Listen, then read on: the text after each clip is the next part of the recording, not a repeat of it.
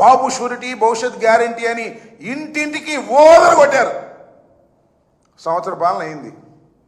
ఇప్పుడు ఏమంటున్నారు తెలుసా మీకు? బాబు షూరిటీ, మోసం గ్యారంటీ. ఈ సంవత్సరంలో మోసం మాత్రం బ్రహ్మాండంగా గ్యారంటీగా చంద్రబాబు నాయుడు గారు ఇచ్చారు అని. మాది మంచి ప్రభుత్వం.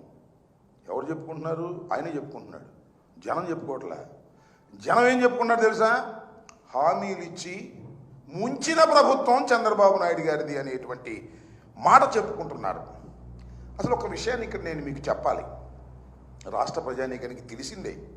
అదేంటంటే, ఒక అసత్యాన్ని, ఒక అబద్ధాన్ని పదే పదే పదే పదే చెప్పి ప్రజల్ని నమ్మించవచ్చు అనుకుంటారు పాపం చంద్రబాబు నాయుడు గారు. అదే ఆయన సిద్ధాంతం.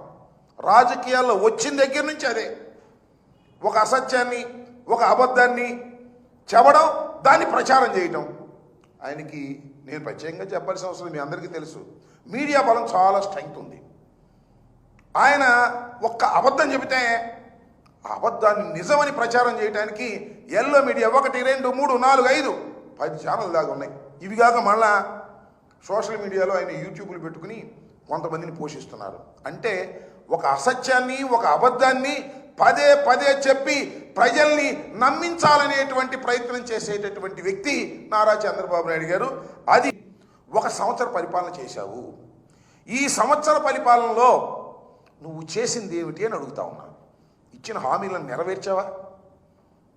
ఇంకా చెప్తున్నాడు ఆయన. చెప్పే మాట ఏంటంటే, చేసిన పనులు పదే పదే చెప్పాలంట.